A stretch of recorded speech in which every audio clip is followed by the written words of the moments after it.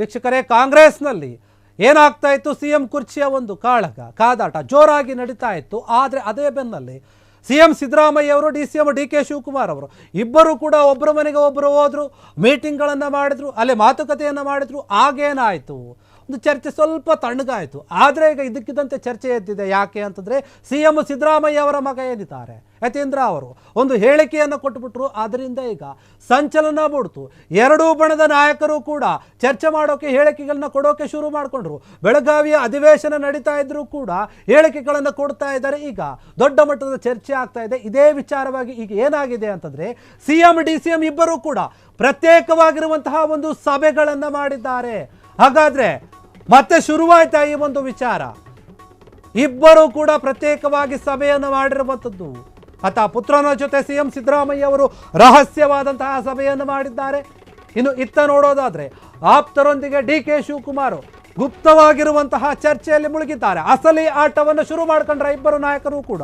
ಈಗ ಕಾಂಗ್ರೆಸ್ ಪಾಳೆಯದಲ್ಲಿ ಅಸಲಿ ಆಟ ಶುರುವಾಯ್ತಾ? ಬ್ರೇಕ್ಫಾಸ್ಟ್ ಮೀಟಿಂಗ್ ನಡೆದ್ರೂ ಕೂಡ ಅದು ಪ್ರಯೋಜನ ಆಗಲಿಲ್ಲ. ಕುರ್ಚಿಯ ಒಂದು ಕ್ರಾಂತಿಯ ಕಿಚ್ಚು ಇನ್ನೂ ಕೂಡ ಮುಂದುವರಿತಾ ಇದೆ. ಪಿಕ್ಚರ್ ಅಭಿ ಬಾಕಿ ಹೇ ಕ್ಯಾ ಅಂದರೆ ಇನ್ನೂ ಬಾಕಿ ಇದೆಯಾ ಅನ್ನುವಂಥ ವಿಚಾರ.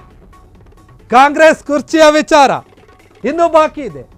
ಅಭಿ ಪಿಕ್ಚರ್ ಬಾಕಿ ಹೇ ಕ್ಯಾ ಇದೆಯಾ ನಿಜವಾಗ್ಲೂ? ಹಾಗಾದರೆ ಈ ಇಬ್ಬರು ನಾಯಕರು ಯಾಕೆ ಬೇರೆ ಬೇರೆಯಾದಂತಹ ರಹಸ್ಯವಾದಂತಹ ಸಭೆಯನ್ನು ಮಾಡಿದ್ರು? ಸಿದ್ದರಾಮಯ್ಯ ಅವರ ಪುತ್ರ ಕೊಟ್ಟಂತಹ ಹೇಳಿಕೆಯಿಂದ ಮತ್ತೆ ಭುಗಿಲೆದ್ದಿದ್ದ ಆಕ್ರೋಶ. ಎರಡೂ ಬಣದ ನಾಯಕರು ಮತ್ತೆ ಕೆಂಪಗಾಗಿದ್ದಾರೆ. ಕಣ್ಣು ಕೆಂಪಗೆ ಮಾಡಿಕೊಂಡು ಮಾತನಾಡ್ತಾ ಇದ್ದಾರೆ. ಒಬ್ಬರ ಮನೆಗೆ ಒಬ್ಬರು ಹೋಗಿ ಡಿನ್ನರ್ ಮೀಟಿಂಗ್ ಅಥವಾ ಬ್ರೇಕ್ಫಾಸ್ಟ್ ಮೀಟಿಂಗನ್ನು ಮಾಡಿದರು. ಅಲ್ಲಿ ಮಾತುಕತೆ ಆಯಿತು. ಆ ನಂತರ ಪತ್ರಿಕಾಗೋಷ್ಠಿಯನ್ನು ನಡೆಸಿದ್ರು. ನಾವಿಬ್ಬರು ಕೂಡ ಒಗ್ಗಟ್ಟಿನಿಂದಿದ್ದೇವೆ, ಒಂದಾಗಿದ್ದೇವೆ, ನಮ್ಮಿಬ್ಬರ ಮನಸ್ಸಲ್ಲಿ ಯಾವುದೇ ರೀತಿಯಾದಂತಹ ಭಿನ್ನಾಭಿಪ್ರಾಯಗಳಿಲ್ಲ ಅಂತ ಹೇಳಿ ಇಬ್ಬರು ನಾಯಕರು ಕೂಡ ಹೇಳಿದರು. ಆದರೆ ಈಗೇನಾಗ್ತಾ ಇದೆ, ಯತೀಂದ್ರ ಕೊಟ್ಟಿರುವಂತಹ ಒಂದೇ ಒಂದು ಹೇಳಿಕೆ ಆರಿ ಹೋದಂತಹ ಬೆಂಕಿಯ ಒಂದು ಕಿಡಿಯಲ್ಲಿ ಹೊಗೆ ಆಡ್ತಾ ಇತ್ತು. ಅದಕ್ಕೆ ತುಪ್ಪ ಹಾಕಿದ್ರು. ಮತ್ತೆ ಈಗ ಬೆಂಕಿ ಹತ್ಕಂತು. ಮತ್ತೆ ಕೂಡ ಚರ್ಚೆ ಶುರುವಾಯಿತು. ಒಂದೊಂದು ನಾಯಕರು ಒಂದೊಂದು ರೀತಿಯಾದಂಥ ಹೇಳಿಕೆಯನ್ನು ಕೊಡ್ತಾ ಇದ್ದಾರೆ. ಹೈಕಮಾಂಡ್ ಸೂಚನೆ ಕೊಟ್ಟಿತ್ತು. ಸಿಎಂ ಸಿದ್ದರಾಮಯ್ಯ ಅವರು ಕೂಡ CLP ಸಭೆಯಲ್ಲಿ ಮೀಟಿಂಗಲ್ಲಿ ಹೇಳಿದರು, ಯಾರೂ ಕೂಡ ನಾಯಕತ್ವದ ವಿಚಾರವಾಗಿ ಮಾತನಾಡಬಾರ್ದು, ಅದು ಹೈಕಮಾಂಡ್ಗೆ ಬಿಟ್ಟಂತಹ ವಿಚಾರ. ಹೈಕಮಾಂಡ್ ಎಲ್ಲ ತೀರ್ಮಾನವನ್ನು ತೆಗೆದುಕೊಳ್ಳುತ್ತೆ, ಅದರ ಬಗ್ಗೆ ನೀವು ಯಾರೂ ಕೂಡ ಮಾತನಾಡೋಕೆ ಹೋಗಬೇಡಿ ಅಂತ ಹೇಳಿದರು. ಆಗ ಸ್ವಲ್ಪ ಸೈಲೆಂಟ್ ಆಗಿದ್ರು ನಾಯಕರು. ಈಗ ಮತ್ತೆ ಪದೇ ಪದೇ ಯತೀಂದ್ರ ಅವರು ಹೇಳಿಕೆಯನ್ನು ಕೊಡ್ತಾ ಇರುವಂಥದ್ದು ಒಂದೇ, ನಮ್ಮ ತಂದೆಯವರೇ 5 ವರ್ಷಗಳ ಕಾಲ CM ಆಗಿ ಇರ್ತಾರೆ, ಅವರೇ ಮುಂದಿನ CM ಕೂಡ. ಈ ಉಳಿದಿರುವಂತಹ 2 ವರ್ಷಗಳ ಒಂದು ಆಳ್ವಿಕೆಯನ್ನು ಕೂಡ ಮಾಡುವಂಥದ್ದು ಸಿದ್ದರಾಮಯ್ಯ ಅವರೇ ಅಂತ ಹೇಳಿ ಈಗ ಪದೇ ಹೇಳಿಕೆಯನ್ನು ಕೊಡ್ತಾ ಇದ್ದಾರೆ. ಇದು DKC ಬಣದ ನಾಯಕರಿಗೆ ಒಂದು ರೀತಿಯಲ್ಲಿ ಕೋಪ ಬರೋ ಥರ ಮಾಡ್ತಾ ಇದೆ. ಹೀಗಾಗಿ ಕ್ರಾಂತಿಯ ಕಿಚ್ಚು ಏನಿದೆ ಇನ್ನೂ ಕೂಡ ದೊಡ್ಡದಾಗ್ತಾ ಹೋಗ್ತಾ ಇದೆ. ಬೆಳಗಾವಿಯಲ್ಲಿ ಅಧಿವೇಶನದಲ್ಲಿ ವಿಪಕ್ಷಗಳು ಕೇಳುವಂತಹ ಒಂದು ಪ್ರಶ್ನೆಗಳಿಗೆ ಉತ್ತರವನ್ನು ಕೊಡಬೇಕು ಅಥವಾ ಈ ಒಂದು ವಿಚಾರವಾಗಿ ಚರ್ಚೆ ಮಾಡಬೇಕು ಗೊತ್ತಾಗ್ತಾ ಇಲ್ಲ. ರಾಜಕೀಯವಾಗಿ ಚರ್ಚೆ ಕಮ್ಮಿಯಾಗಿದ್ದು ಈಗ ದೊಡ್ಡ ಮಟ್ಟದಲ್ಲಿ ಜಾಸ್ತಿ ಆಗ್ತಾ ಇದೆ. ಇದೆಲ್ಲದಕ್ಕೂ ಕಾರಣ ಏನಂತಂದರೆ ಯತೀಂದ್ರ ಅವರು. ಹೀಗಾಗಿ ಸಿದ್ದರಾಮಯ್ಯ ಅವರು ಪ್ರತ್ಯೇಕವಾಗಿ ಒಂದು ಸಭೆಯನ್ನು ನಡೆಸಿದ್ದಾರೆ. ಈ ಕಡೆ DK ಶಿವಕುಮಾರ್ ಅವರು ಕೂಡ ಒಂದು ಆಪ್ತರ ಬಣ ಇದೆ, ಅವ್ರನ್ನ ಕರ್ಕೊಂಡೋಗಿ ಒಂದು ಪ್ರತ್ಯೇಕವಾದ ಸಭೆಯನ್ನು ಮಾಡಿದ್ದಾರೆ. ಹಾಗಾದರೆ ಸಿದ್ದರಾಮಯ್ಯ ಅವರು ಮಗನಿಗೆ ಏನು ಹೇಳಿರಬಹುದು, ನೀನು ಕೊಟ್ಟಂತಹ ಹೇಳಿಕೆಯಿಂದ ಈ ರೀತಿಯಾಗಿ ಚರ್ಚೆ ಆಗ್ತಾ ಇದೆ, ಇನ್ನು ಮುಂದೆ ಮಾತಾಡೋಕೆ ಹೋಗಬೇಡ ಅಂತ ಹೇಳಿದ್ರೆ, ಅಥವಾ ನಾನು ಹೇಳಿಕೊಟ್ಟಂತಹ ವಿಚಾರವನ್ನು ನೀನು ಯಾಕೆ ಎಲ್ಲರ ಮುಂದೆ ಹೇಳಿದೆ ಅಂತ ಹೇಳ್ತಾ ಇದ್ದಾರೆ. DK ಶಿವಕುಮಾರ್ ಏನಿದ್ದಾರೆ ಅವರ ಆಪ್ತರ ಬಣದಲ್ಲಿ ಒಂದು ಮೀಟಿಂಗ್ ನಡೆಸಿದ್ದಾರೆ. ಅವರು ಕೂಡ ಏನು ಹೇಳಿರಬಹುದು, ನೋಡಿ ನೀವು ಯಾರು ಈಗ ಸದ್ಯಕ್ಕೆ ಮಾತನಾಡೋಕೆ ಹೋಗಬೇಡಿ, ಅವರು ಯಾರು ಏನಾದರೂ ಮಾತಾಡ್ಕೊಳ್ಳಿ, ಹೈಕಮಾಂಡ್ ನಮ್ಮ ಪರವಾಗಿ ಇರಬೇಕು ಅಂತಂದರೆ ನಾವು ಸುಮ್ಮನೆ ಇರಬೇಕು, ಕೆಲವೊಂದು ವಿಚಾರಗಳು ಬಂದಾಗ ನಾವು ಮಾತನಾಡೋಕ್ಕೆ ಹೋಗಬಾರ್ದು.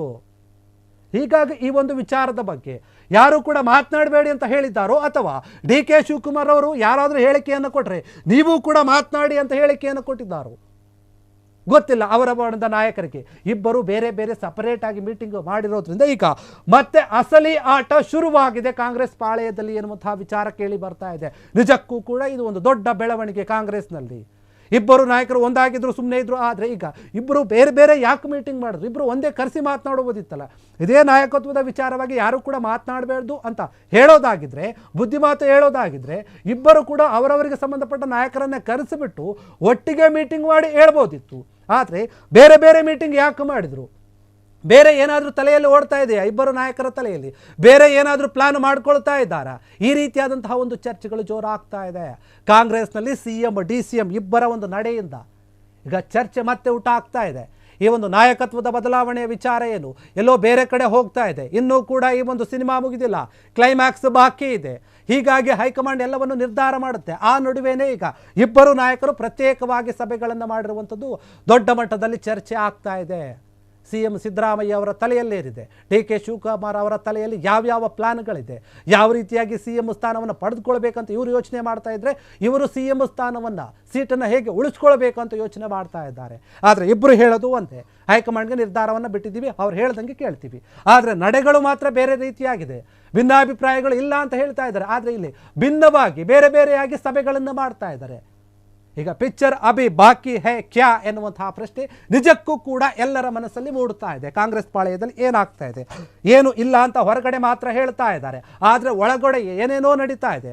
ಒಳಗೊಳಗೆ ಮೀಟಿಂಗ್ಗಳು ಮಾಡ್ತಾ ಇದ್ದಾರೆ, ಅವರವರಿಗೆ ಸಂಬಂಧಪಟ್ಟವರನ್ನು ಭೇಟಿ ಮಾಡ್ತಾ ಇದ್ದಾರೆ. ಈ ರೀತಿಯಾಗಿ ನಡೆದುಕೊಳ್ತಾ ಇರೋದ್ರಿಂದ ಕಾಂಗ್ರೆಸ್ನಲ್ಲಿ ನಿಜಕ್ಕೂ ಕೂಡ ದೊಡ್ಡ ಮಟ್ಟದ ಒಂದು ಏನೋ ಬೆಳವಣಿಗೆ ಆಗ್ತಾ ಇದೆ, ಒಳಗೊಳಗೆ ಏನೋ ಒಪ್ಪಂದಗಳು ಆಗ್ತಾ ಇದೆ, ಒಳಗೊಳಗೆ ಏನೋ ಚರ್ಚೆಗಳು ಆಗ್ತಾ ಇದೆ ಎನ್ನುವಂತಹ ಮಾತು ನಿಜಕ್ಕೂ ಕೂಡ ಕೇಳಿ ಬರ್ತಾ ಇದೆ.